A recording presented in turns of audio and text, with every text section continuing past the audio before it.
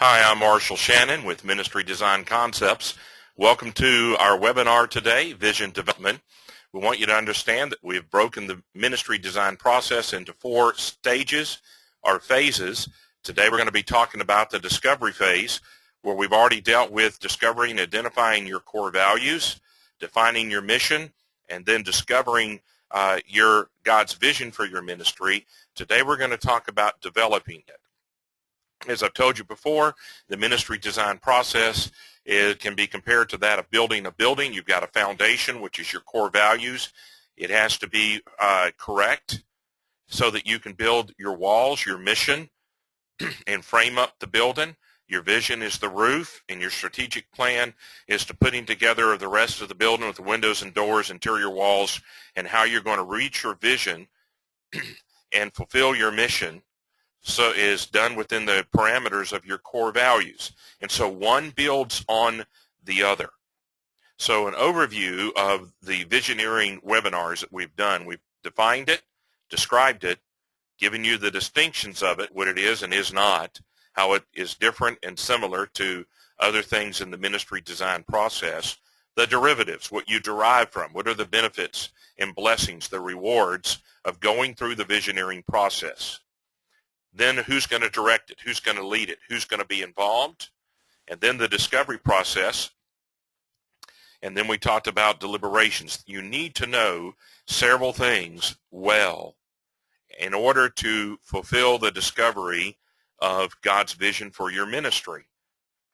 And today we're going to talk about the development of God's vision for your ministry. Vision Discovery Review. Let me give you some one approach to explain it from Andy Stanley in his book, Visioneering. He talks about the discovery process is that the vision matures in us. Not every idea is vision material, but every vision begins as an idea. If you've listened to our Discovering God's Vision for Your Ministry webinar, we compare the discovery process like that of the birthing process. Conception. A seed idea penetrates a receptive mind, an egg, and forms an embryo. That embryo develops and grows in the womb of your mind and may develop, or it may be aborted, may be washed out. And at one point, when the gestation time is done and it's developed and grown, it is birthed as a vision, as a baby. But it started out as a seed thought and a receptive, fertile mind. And in the womb of your mind, that embryo, that egg, that idea is cultivated and grows and develops into a full-blown vision where you have to discern, is this God's vision for our ministry? So not every idea is vision material, but every vision begins as an idea. Secondly, not all burdens are vision material, but every vision begins as a burden. His book is written going through the life and ministry of Nehemiah. So he saw that the walls had to be rebuilt. Time allows us to discern which ideas and burdens to throw the weight of our lives behind. God created, for his reasons, the gestation of an embryo becoming a full-grown baby so it can be birthed. And so in the visioneering process in the womb of our minds, as we're thinking through these things, time, the gestation period, allows us to discern which ideas and burdens to throw the weight of our of our lives behind. What are you going to decide is God's vision? Secondly, he says, we mature in preparation for the vision. Philippians 2:13 says that, for it is God who is at work in you, both to will and do of his good pleasure. And so let God do his direct work in you while the vision is maturing in you and moving from an idea to a vision. We are maturing during this process. God is at work in us. And so it requires patience. You ever had and I have 2 grown sons, and they wanted to do everything that I did. some things they wanted to do after I let them. I grew up and had a lawn business as a child into my college years. And as I did that, my dad at first said, hey, it's too dangerous for you. You're not old enough. You've got to mature. And when I became 9 years of age, at some point during that year, he let me use the lawnmower. I did the same thing with my sons. But they had to be patient for me to walk behind the lawnmower with them, to teach them all the rules. They watched me do it. I went through different scenarios. I warned them about the dangers, and then I released them and let them try it. So I went through them watching me, and then them doing it with me, and then us doing it together and them controlling the lawnmower, and then I released myself and let them do it by themselves.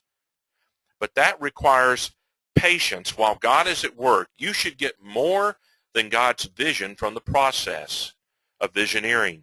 You should get spiritual impact, where you are made to endure and you are made entire, James 1. And so it requires this. My sons wanted to drive when they were 13, 14, and then turning 15, they were chomping at the bit to get their own car and to be able to drive. And I had to keep saying, you're not ready yet, you're not ready yet, the law won't let you. And then we had to discern to turn it over to them. And so we went through the same process again. Let me use another thing. As I grow and mature in the Lord, think of your children. If they wanted to put on your shoes, now I wear a size 13 shoe. Both my sons wear size 13 shoes. We're pretty good sized guys. But when they were 8 years of age, they would put on my shoes and flop around like Bozo the Clown through the house. Why? They weren't mature enough. They weren't mature enough until a certain point to use a lawnmower or to drive the car safely and responsibly, or they weren't large enough physically to wear my shoes. Today they can wear my shoes and I can wear theirs. But it takes patience, and we have to let God do his work in us. It takes cooperation. Where you cooperate with God's work in your life, you work with God and with his will, you commit to it and submit to it. And so as you go through this, Andy Stanley is bringing out these things in our life. Then he said, God is at work behind the scenes preparing the way. So vision matures in us. We mature in preparation for the vision that God's going to give us, where he wants to grow us, to be ready to take control of and responsible and mature to be large enough and responsible enough and ready to take his vision. And while all of this is happening, God is at work behind the scenes preparing the way. So, how do we vet a ministry idea? How do we vet a ministry idea so it can develop into a vision? First, is a God-ordained vision will eventually feel like a moral imperative. As it is maturing in us, and we're maturing spiritually, it reaches a point where it feels like it's an imperative. It's a command. It's something we have to do, and it's the moral thing to do. A God-ordained vision will be in line with what God is up to in the world. It won't contradict his word. It will not contradict the direction of the Holy Spirit. It will be in line with him. It will be in line with God. So what do we do while we wait on God to mature us and his vision in us? What are we supposed to be doing while this is happening, the maturing process of the vision and us? Well, you need to investigate others who have pursued similar visions. You can look at it scripturally to see biblical characters, and then you can go find other churches and other ministries who had a vision like yours. So you don't sit still. You keep working toward this because it is maturing in your mind. Then you read, excuse me, and you interview other people. And you observe and you listen to everything you can get your hands on. Podcasts, blogs, books, Kindle versions, ebooks, You're investigating other churches and talking to other pastors. You're interviewing those who you find have a similar vision to what the idea that God has planted in your mind is. It is maturing. And you try and learn everything you can. And you listen to God and you listen to others, and you're trying to synthesize as you learn all of this together so that God can cultivate in your mind to birth a vision. This is what's going on. Now, let me step into this webinar in dealing with vision development. Here's an overview of where we're going so you don't lose your place. First off, we're going to talk about the design in development, the design of the vision statement, how to state it, how much to state in the statement, discernment, what is correct, what belongs there, and what doesn't, what to include in the vision statement, and then the development of the vision statement, how to cultivate it, and how to complete it. So this is where we're headed in this webinar as you begin to grasp everything and pull it together. The vision statement design, how to state it. How are you going to state it? Well, Will Mancini in Church Unique, a book he wrote in 2008, he talks about the goal of the vision statement. He says it is to be brief. It's not 20 pages long. It is to be clear, concise. It has to be clarity in the way that you write it. Because how can it energize and empower people and inspire them if it isn't clear? So how do you state it? Briefly and with clarity. Don't overwhelm them with too much, trying to say too much right away. Complete. It is to be complete. It can't just give a capsule form. We'll get to this in a moment. It's got to give the full picture of God's vision. You're doing a puzzle where you're putting all the pieces together, and you want them to see everything as they look at this mental image, as this pictorial image of God's vision for your ministry.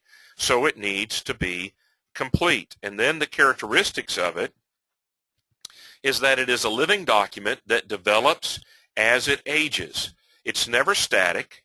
It is never still. It is permanent. It's never permanent.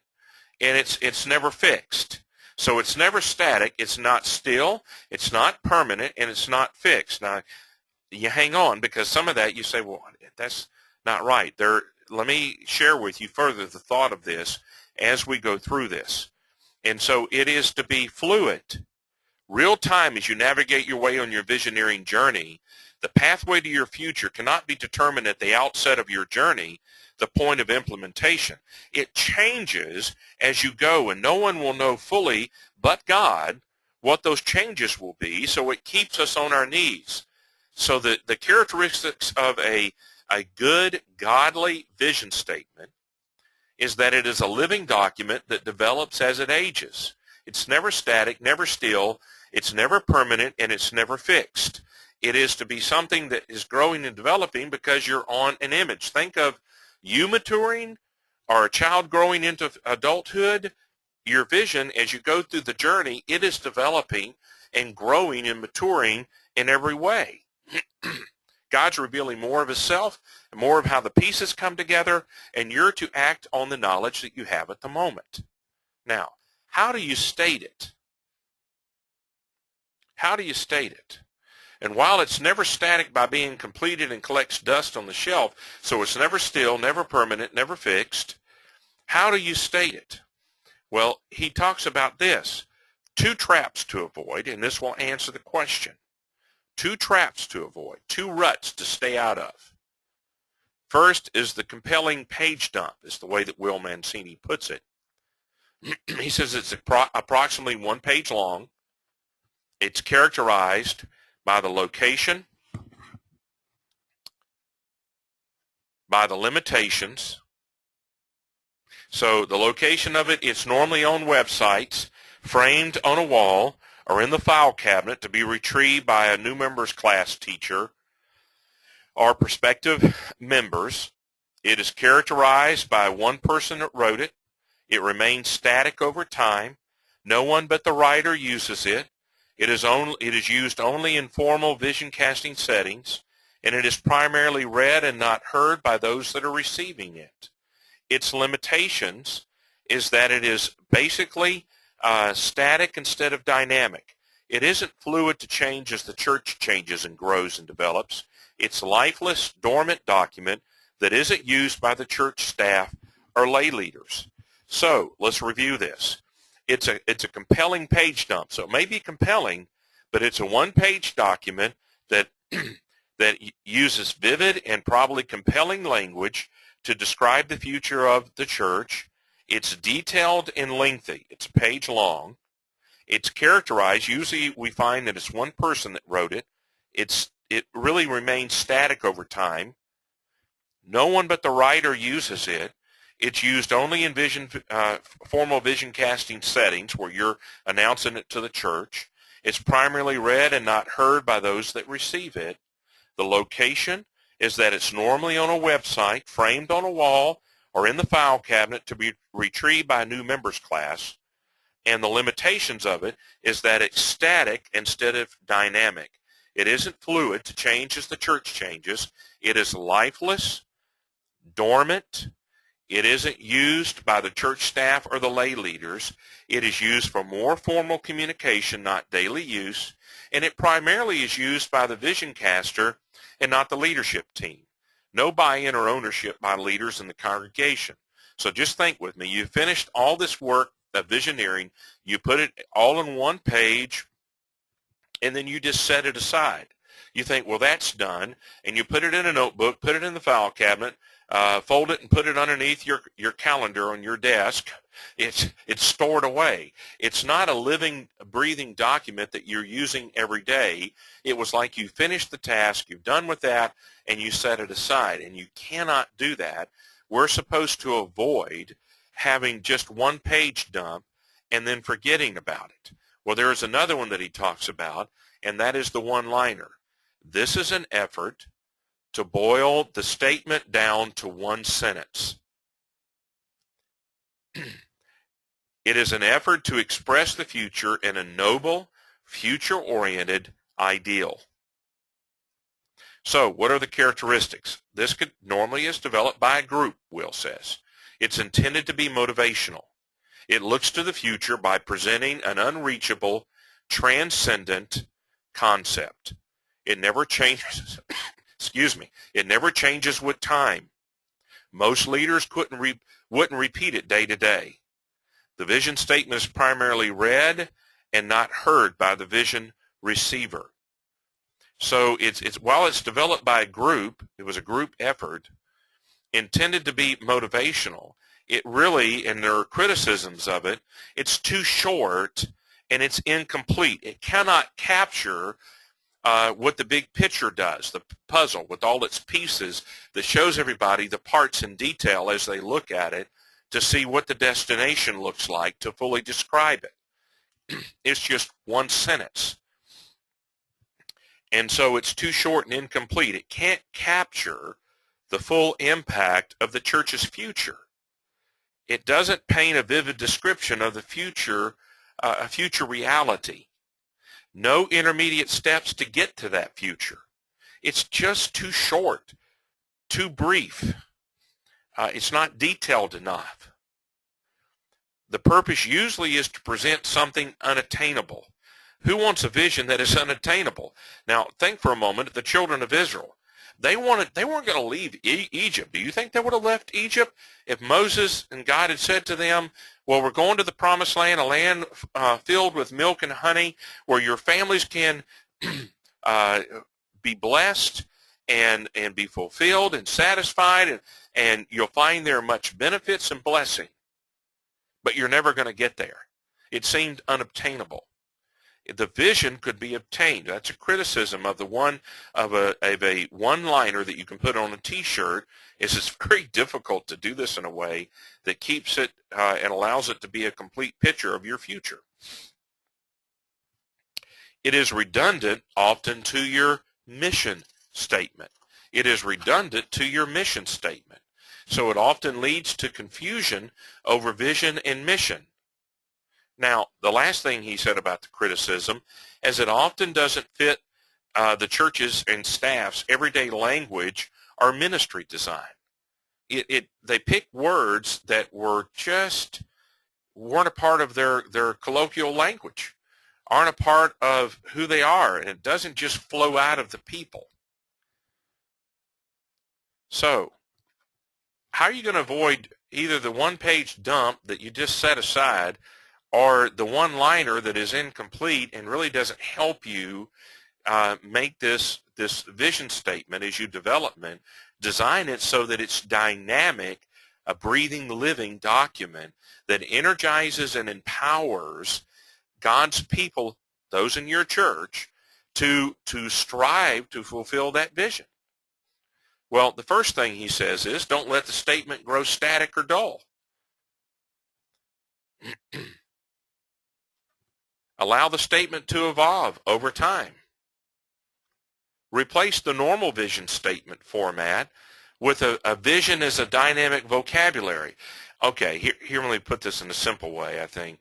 Instead of focused on making a statement, whether it's a paragraph, 2 paragraphs, or 3 paragraphs, or if you're able to do it in a one-liner in a sentence, develop a dynamic vocabulary that helps you communicate the thrill, the excitement, the excitement and energy that is produced by actually capturing God's vision, His will, His vision for your ministry. So you don't want the statement to grow stale on a sheet of paper or in a one-liner. Instead, you want to work on the vocabulary and make sure that it stays dynamic. So this is something that continues to mature as you develop a statement where people can read it and see it and hear it. Use anticipation of God's future to inspire, to release passion and emotion, to reinforce conviction, to confirm their commitment. It's got to be more than maybe this will happen, this could happen, this should happen, and it's all the way to the place of it must happen. Back to the moral imperative. That's how you know if this is probably from God, is that people are convicted about it and then committed to it, and it stirs them in their emotions and their passions, and they are inspired to invest themselves in it. You realize a contagious longing for what God is going to do. So, as you talk about this vision statement and the vocabulary, you want to use word pictures, our pictures, stories. Tell people the vision person to person so it's intimate and caught one-on-one in your discipleship. Don't just read it to them. Tell them about it. Don't leave it on paper. Personify it. Model it by the way you live so that you give anticipation of what God is going to do for them in the future. So we're taking it from something that often in the visioneering process and the ministry design process, everything just kind of collects dust, from the values to the mission to the vision to the strategic planning notebook, and it never gets implemented and then monitored to make adjustments and improvements. It just sits there. What Will Mancini and Gary McIntosh and Aubrey Malphurs and any number of other preachers and consultants are telling us, and myself included, is this ought to be a living, dynamic process where it's not so much about having a nifty statement that is put on paper, but is communicating this vision person to person throughout your congregation and into your community so that people catch God and catch His future, His mind on the matter about the future of your church. As we move ahead with this, we want to deal with the mission statement discernment. We've talked about the design and understanding also in the design. We are just a part, not the whole future that God has for mankind, and help your people understand that they're finding their congregation's place in God's economy and their own individual place in God's economy to align their vision with God's eternal plan for all mankind. So it's not going to contradict the Word of God, and it's not going to contradict the leading of the Holy Spirit. So make sure your development and design aligns with God's vision. So when concerning the vision statement discernment, what do you include in the vision statement? What options do you have? So after you have collected all the information and written down what you have to decide what to include in your vision statement, you need to look at some options. Are you going to include your ministry's purpose? To honor God and glorify Him, 1 Corinthians 10:31, and all the other verses that deal with honoring Him and glorifying Him in all that we do. The umbrella over which we do everything. We fulfill the Great Commission. We make disciples and win souls to honor God. It's not for us, it's for Him. Are you going to include in it your values, your mission, your strategy? Are you going to deal with your people, meaning by that your staff and key leaders? Are your target groups, who your vision is targeting? So is God taking everybody in your county with you, in your city or town with you? Are you really focused? Maybe He's got you focused in a certain way strategically to go. So who is your vision to help? Or a certain kind of people with a certain problem? What about your ministry's location? Are you going to talk about, well, it's in this city where we are or this county we are? How far are you going to, will the circle of your impact come locally as you do this? So you've got to talk about what to include. Well, you determine the contents of it, and you need to ask God to give you some discernment about this because you've got a number of options as to what's going to be included in it. And then you need discernment about what is correct. You're developing it, and you want to vet your vision statement, and you're asking God to give you some discernment about what belongs in there and what doesn't. We're talking about content in the first one and correctness in this one. So let me go through and just ask you a bunch of questions. Is your vision statement clear? Is it challenging? I mean, do you understand it? And is it going to challenge you? Is it compelling? Does it want to drive you? Does it want to drive you? It's like a value. Does it drive you? Is it visual? Can you see it? Could you explain it to someone else? Could you tell them a story about it and draw a verbal picture of it, a mental image? Can you transfer it from your mind to theirs? Is it congruent? Does it match with everything else God's doing in your midst? It better be congruent. Is it focused on the future? Not today, but tomorrow. Is it attainable? Can you reach it? Is it reachable? Can it be done, or is it just Pollyanna? Is it a pie in the sky? Is it obtainable? Is it culturally relevant, or is it out of place for your congregation and your community? Does it match up, or is it in conflict with them? Is it inspiring? Do people get emotionally stirred by it? Is it specific to your ministry? Is it empowering? Is it stretching?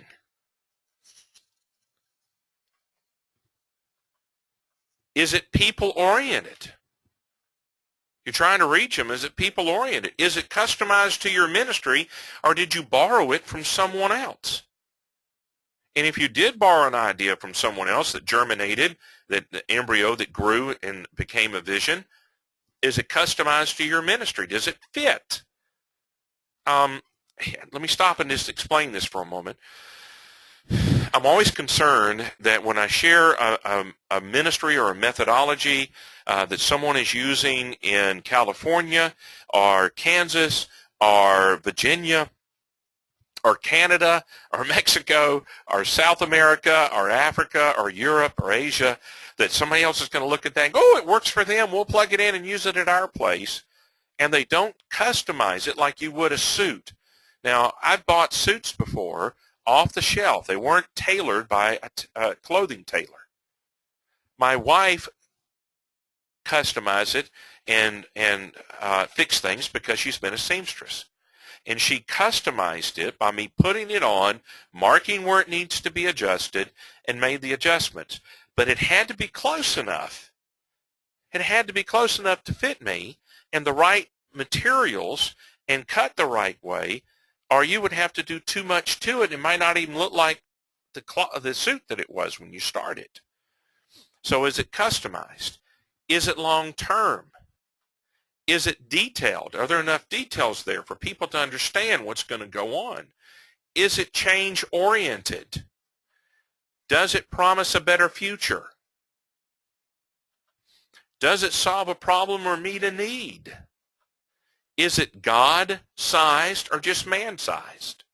If it's man-sized, you can build that Tower of Babel on your own strength, on your own wit and mental ability and physical and your talent and your gifts and your own treasure. But if it's God-sized, God's going to have to do it.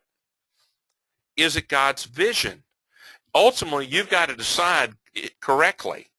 Is this statement, does it correctly portray, communicate, state God's vision for our ministry? Then let's move to the vision statement development.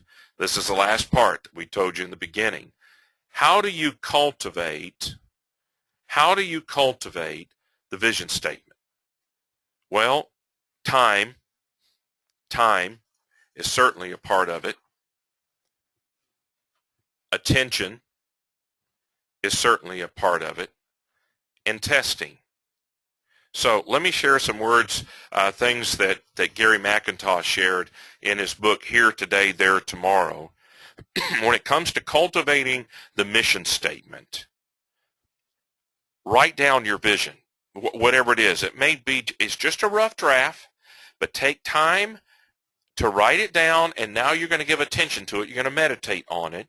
You're going to bounce it off of other people, so you've got this vision that's been born in your mind, and you've got others who are involved in it that you've been talking to, and now you're developing it and cultivating it.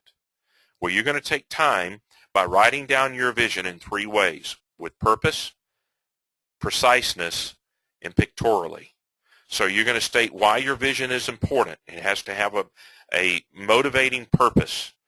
Precisely, state what you see taking place, where you want to end up. You might go part by part through your church, describing what you believe God sees your church becoming in the future, where it ends up, what it looks like in its worship service, in its educational, in its discipleship and outreach, in its fellowship, in its gathering, in its campus, in every area of your administration, in your impact in the community, in your services to the church and to the community, globally, what you see your church looking like as it grows. You want to look down the road at where you think God sees your church being in his economy and his overall redemptive passion and plan for mankind. And that takes time, but write it all out. Go through every aspect of it. Then give attention to it. You focus on it. Things seem to get cultivated when we give it attention. So what you give attention and what you test, so you test it, you get results on those things you focus on and give attention to. Secondly, he says, burn it into your heart and your mind. Read it every day. Meditate on it every day. Discuss it daily with your staff and lay leaders. Explain it to others. Will help you develop how to communicate it, as well as how it all fits together. It will help you test it. Meditation and discussion should yield a perfecting of your mission into a statement. And does the statement strike a chord with your core leadership? Consider creating a beta group from your congregation to test your vision statement at different stages while under development. So, how do you cultivate it? It takes time. How long? I don't know. Could be a month, could be 3 years. Give it attention where you focus on it. Don't neglect it. Give attention to it daily. Meditate on it. Let your mind wander to it. Get others and create a group, and then a focus group as you develop that to bounce it off of it. And then test it. Let them criticize it. That's a part of cultivating it. Then how do you complete it? How do you complete it? Well, I don't think you fully complete it. I think it's evolving, it's developing and maturing and growing and changing, just like our bodies, just like we do. Spiritually, mentally, socially, emotionally, we mature. Well, so does your vision statement. And you want it to stay dynamic, so that means you're revising it over time. Listen, when my grandmother was in her late 80s and 90s, and I went into her house, and you would go in there with me, with your mind's eye right now, and everything was 50 years old. She had never updated the flooring, the furniture, the paint. Now, it was clean and spotless, but it was a 90-year-old woman's house, and she lived there by herself. And her pots and pans and cabinets and everything was a style from another Second World War. Second World War, it was that kind of style. Well, if we don't update it and mature it as we change and as the culture changes and as we develop in our relationship with God and with each other, you need to understand this is not once and done. One and done. It's not one and done. It is something that you're going to have to give attention and time and testing to for years to come. It's going to require that it is a living and breathing document that is never fully complete. Just like my sons they're full-grown men, but my job as a dad is not done. Now, I'm not just an authority figure in their life anymore. I'm their friend. And I go to them for counsel, and they come to me. But in dealing with this, understand that it never reaches full maturity. I don't think it does. We continue to work at it. We continue to cultivate it. So, why is all this important? Because in the visioneering process, you are preparing through the development of your vision statement, of this dynamic document, to communicate your vision to the congregation in your community. So you've got to vet the statement before releasing it. It requires development. And you want to get it right, don't you? You want to do it correctly. Because what's next in the process? Well, you've got to communicate the vision. You've got to market it. It means put it in your bulletin and in your newsletters and on your website, and tweet about it and use all your social media. You're going to make announcements about it, do videos about it, do a PowerPoint presentation. You're going to include it in your new member class, and you're going to talk about it in the community, and you're going to market it. It's going to brand you. You want to implement the vision, so you're going to deploy it. So you're going to have discourse where you communicate it. You're going to display it where you market it. You're going to implement it where you deploy it. You're going to protect the vision where you defend it. And you're going to manage it where you direct it. These are the steps, and we're going to look at these in the coming webinars on visioneering process. We're going to talk about all of these things. But if you don't get the dynamic document done correctly and correctly portray and display God's mind on the matter about the future of your church, you're going to have problems when it comes to talking about it and displaying it and implementing and protecting and managing it. Well, I'm Marshall Shannon, your ministry design coach with Ministry Design Training. Our company is Ministry Design Concepts. You can reach me at this email address or either one of these phone numbers. And I trust God's blessing on you as you move ahead in the days, that God would be honored by your effort to lead your church through the visioneering process.